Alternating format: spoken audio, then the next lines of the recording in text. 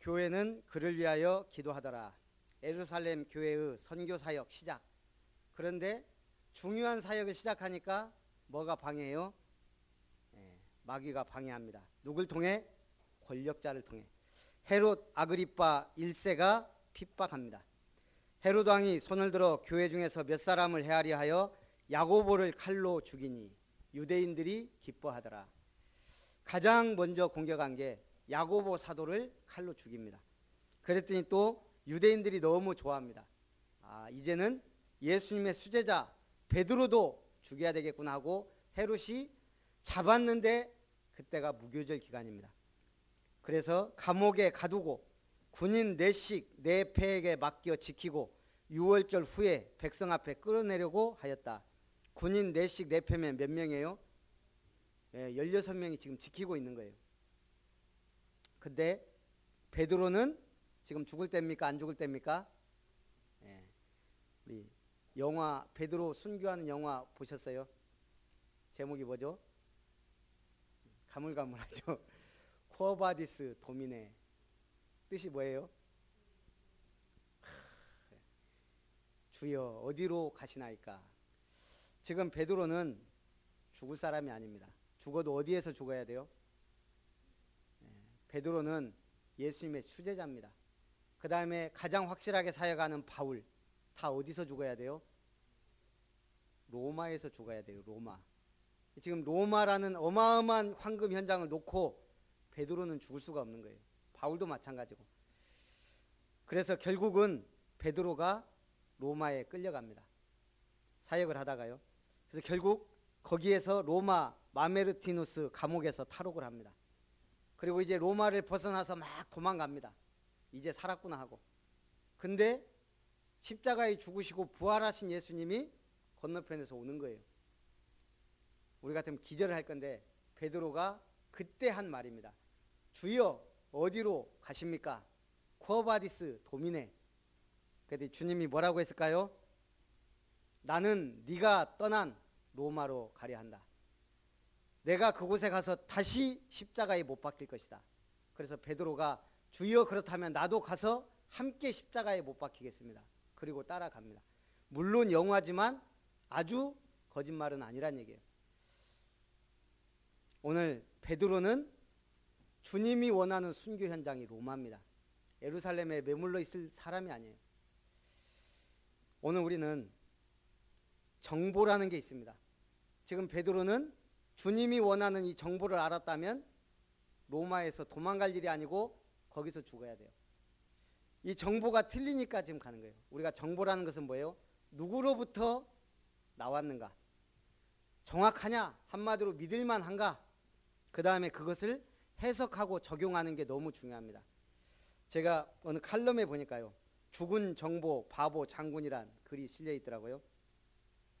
별 4개짜리 사성 장군이 군 병원을 방문합니다. 총을 맞고 부상한 부상병들을 위로하기 위해서입니다. 살펴보니까 전부 총알이 어디에 맞아서 다 누워있냐? 팔과 다리에 가장 많이 총알에 맞아서 누워있는 거예요. 그럼 이 장군이 뭐라고 명령합니까? 보좌관을 부릅니다. 지금부터 군복을 제작할 때 다 보강하면 좋겠지만 그러려면 경제와 그 다음에 장비가 무거워져서 기동력이 떨어지니까 총알을 가장 많이 맞은 팔과 다리 부분을 강화해라 그런 겁니다. 보좌관은 뭐라고 하겠어요? 감동하겠죠. 우리 장군님이 우리를 이렇게 병사들을 배려하는구나. 근데 똑똑한 사람은 그 장군을 보고 뭐라고 할까요? 저런 바보 같은 장군이. 왜 그래요? 지금 부상당해서 누워있는 사람들은 생존해서 귀환한 사람들이에요. 머리에 맞거나 가슴에 맞거나 하복부에 맞은 사람은 아예 거기서 죽었기 때문에 귀환을 못했단 말이에요. 이걸 보고 죽은 정보라 그래요. 죽은 자는 말이 없어요. 가장 중요한 것은 어디에 집중적으로 맞았나가 아니고 그 돌아오지 못한 사람들 그 정보를 알아야 된다. 이걸 보고 현장이라 그래요. 세계 제2차 대전이 있을 때 비행기가 많이 폭탄에 이게 총탄에 맞고 귀환을 합니다. 미군이 보니까 전투기를 분석해 보니까 몸통, 양날개, 양쪽 코부리 부분이 집중 총격을 받은 겁니다. 비행기 전체를 강화하면 비용과 기동력이 떨어지고 연료도 많이 들고 하니까 그 총격을 많이 받은 부분을 강화하려 했습니다. 몸통하고 양날개를. 그때 반기를 든 사람이 통계학자 아브라함 발트입니다. 그는 총탄 자국이 별로 없는 부분을 강화해야 한다고 합니다. 주로 엔진, 연료 탱크, 또 꼬리 날개, 이곳에 총격을 받은 전투기는 대부분 격추되고 귀환하지 못했다고 말을 한 겁니다. 미군이 이걸 받아들여서 결국 제2차 세계대전과 한국전쟁, 베트남 전쟁에서도 피격되는 전투기 수를 획기적으로 줄였다 그럽니다. 이걸 보고 생존 편향이라 그럽니다. 살아서 돌아온 사람들만을 가진 데이터는 오류가 있다 이 말입니다. 죽어서 사라진 데이터를 보지 못하고 살아있는 데이터만을 분석하는 오류. 우리 교회도 마찬가지입니다.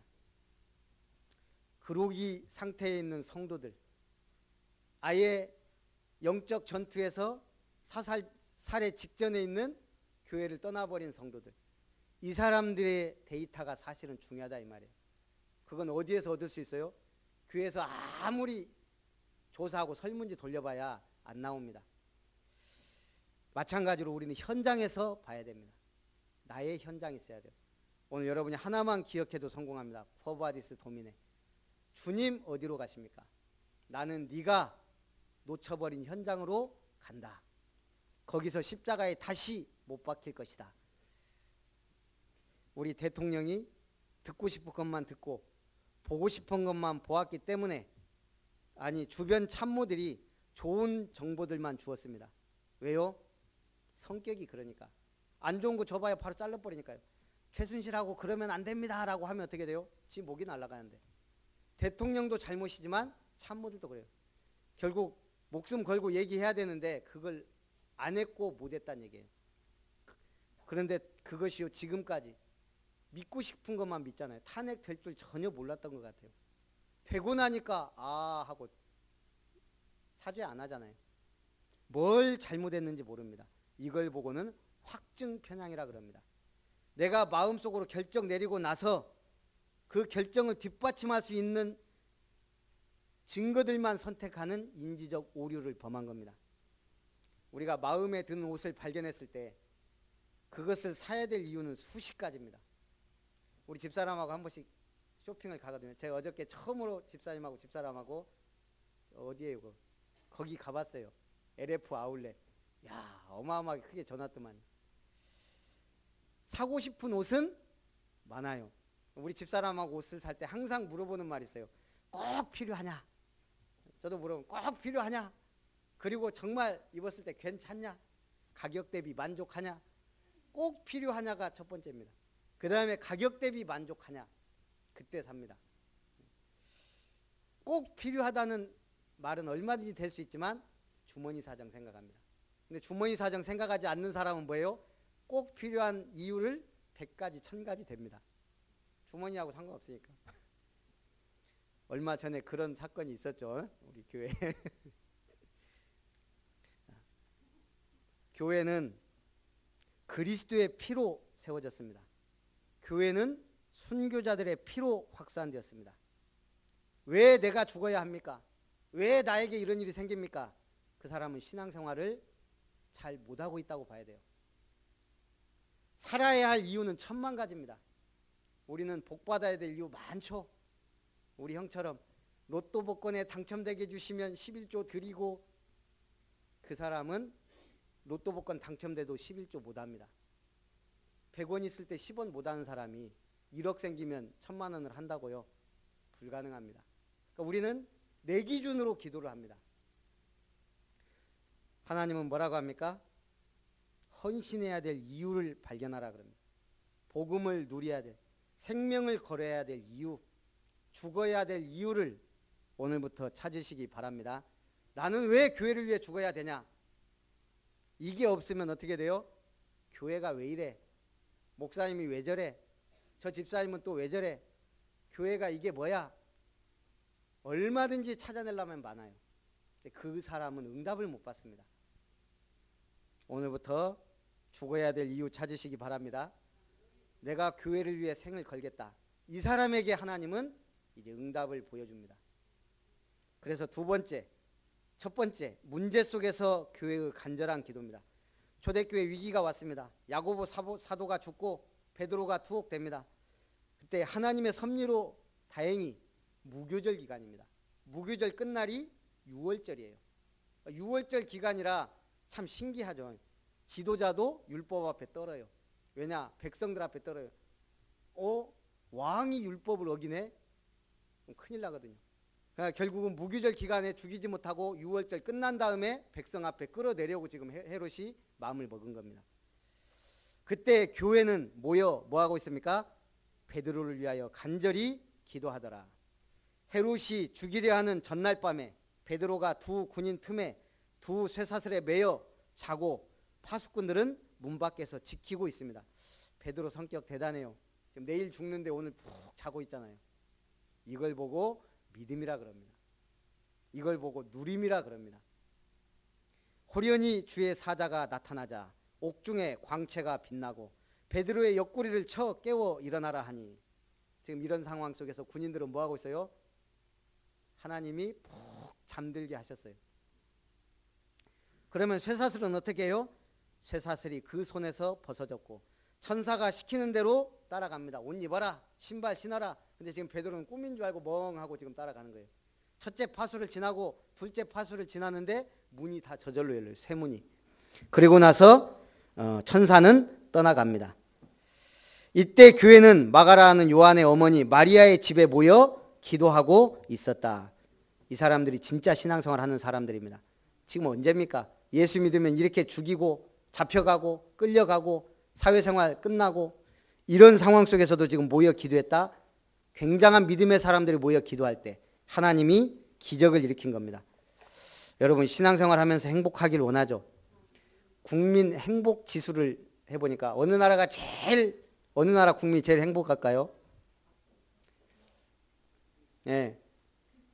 원래 덴마크 이렇게 하는 것은 지금 경제협력개발기구에서 내놓은 자료를 아는 사람은 덴마크, 스웨덴, 유럽이 다 나와요.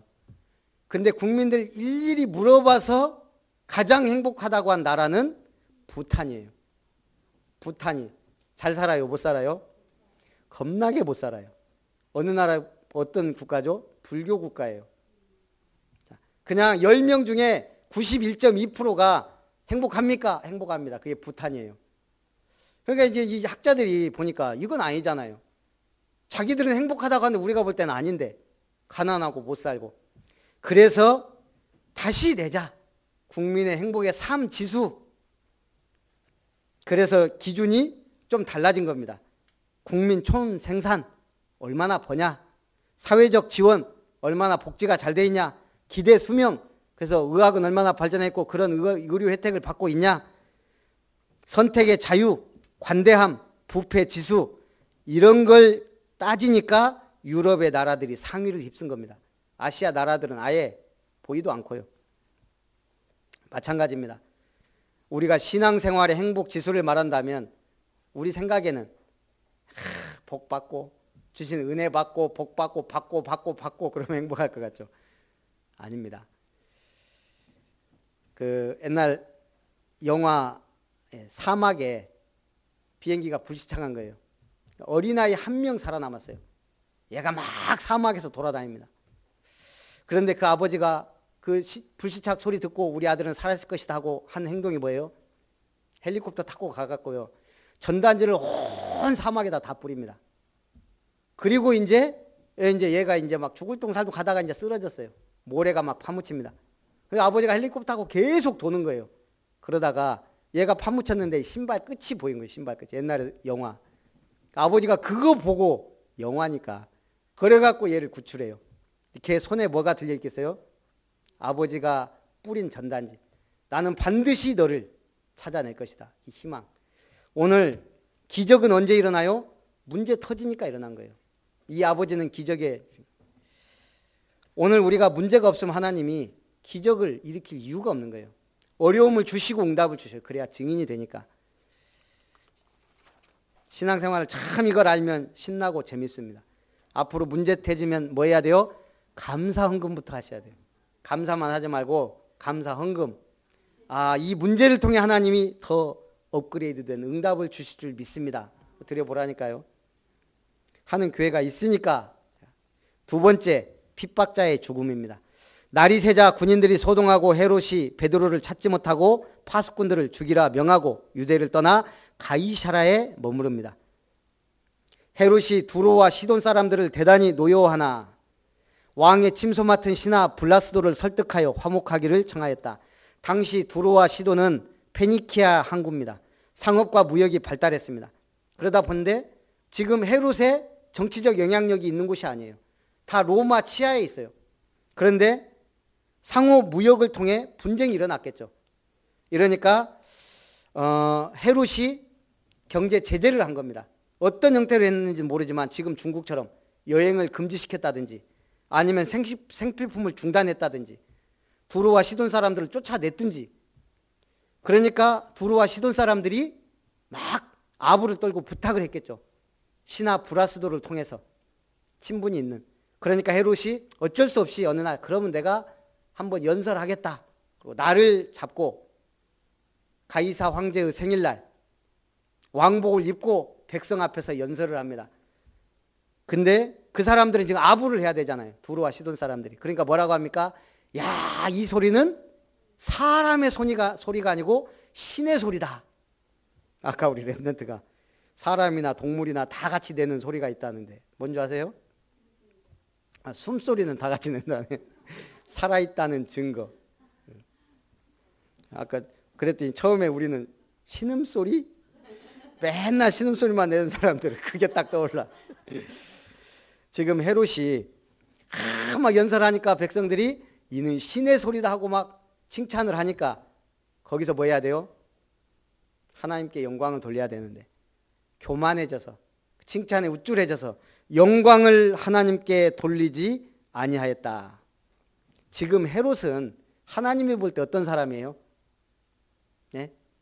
하나님 볼 때 헤롯 아니 야고보 사도를 칼로 죽이고 수제자 베드로를 지금 투옥시키고 교회를 핍박하는 사람이에요.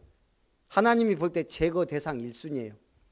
근데 하나님이 요놈 봐라 제거해야 되겠다라고 마음을 드셨지만 기회를 준 거예요. 두로와 시돈 사람들 앞에서 설교하게 하고 그래놓고 어떻게 하는가 봤더니 아니나 다를까 뭐예요? 지 잘났다고 완전히 교만해져 가지고 하나님이 없는 거예요. 그랬더니 성경은 뭐라 하겠습니까? 천사가 쳤다. 근데 죽기는 뭐에 먹혀 죽었어요? 충이에게 먹혀 죽었다. 충이에게 먹혀 죽었단 말이 무슨 말일까요? 천사가 쳤더니 충이 먹어 죽었다. 충이 먹으면 우리 이빨에 충치 생기면 어떻게 돼요? 이빨이 썩어요. 우리 버거스병이나 이런 건 뭐예요? 발부터 썩어 들어가는 거예요. 충이가 먹어서 이 사람이 어느 몸 한쪽 구석부터 썩어 들어가는 살아있는데 비참하게 죽습니다. 그 아모스 7장 7절에서 9절에 보면 우리 건설 현장에서 쓰는 기구죠.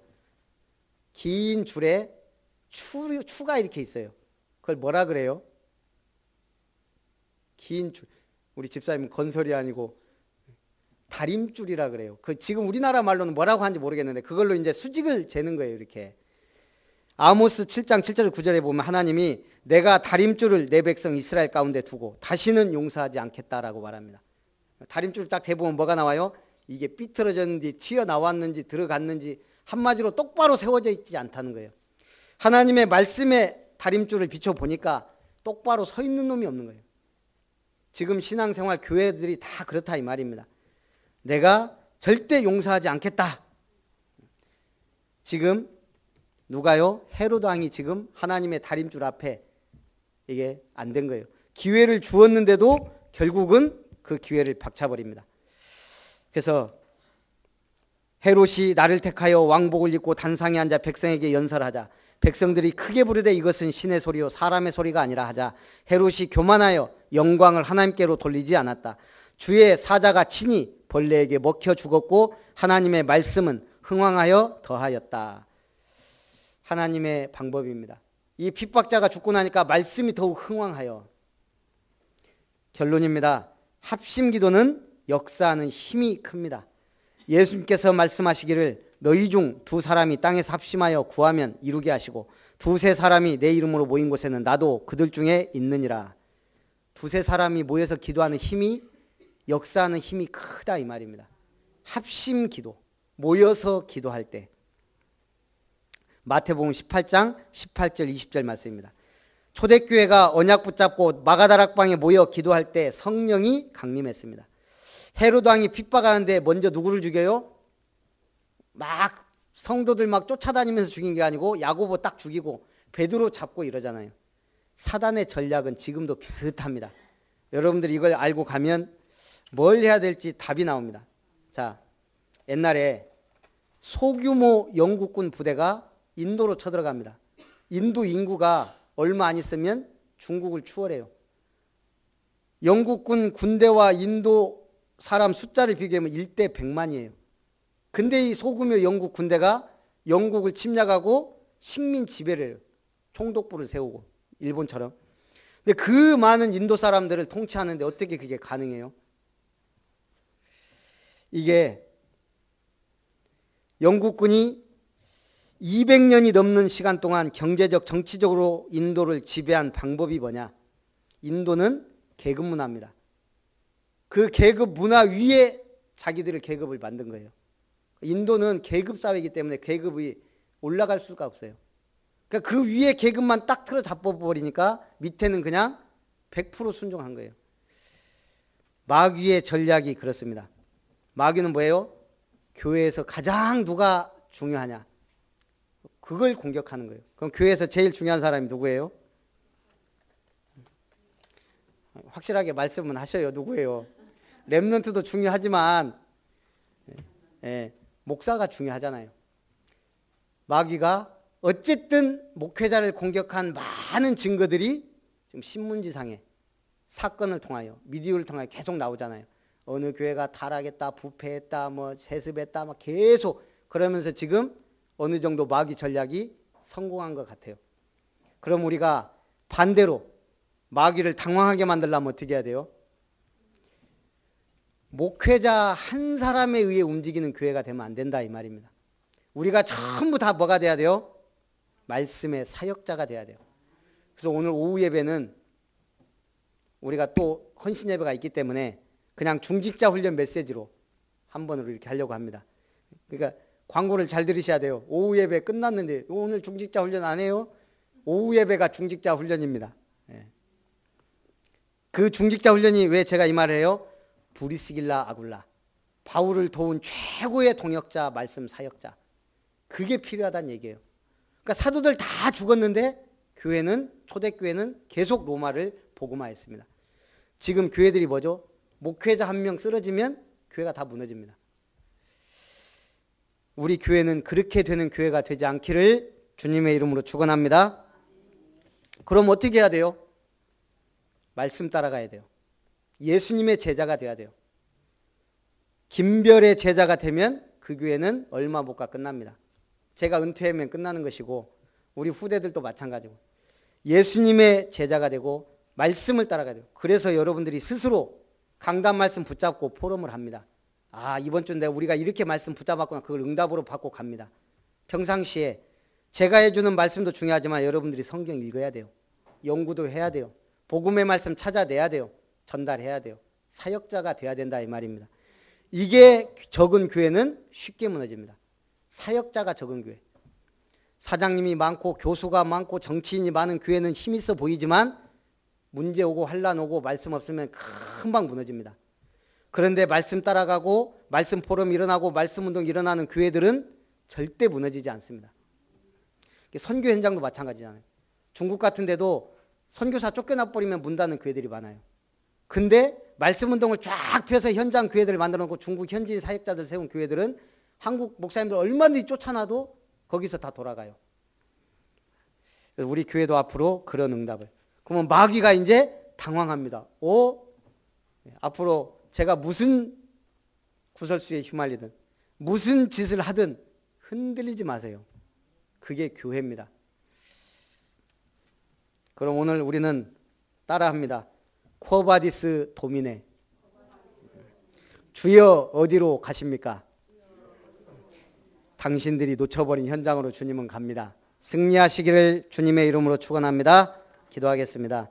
살아계신 하나님, 교회는 그를 위하여 기도하더라는 말씀을 주셨으니 이제 우리가 모여 기도하기를 힘쓰며 하나님의 복음 앞에 서게 하시고 예수님의 제자가 되어 강단의 말씀을 따라가는, 말씀을 전달하는, 말씀 운동을 일으키는 사역자로 모든 성도들이, 렘넌트들이 서게 하옵소서. 주 예수님의 이름으로 기도하옵나이다.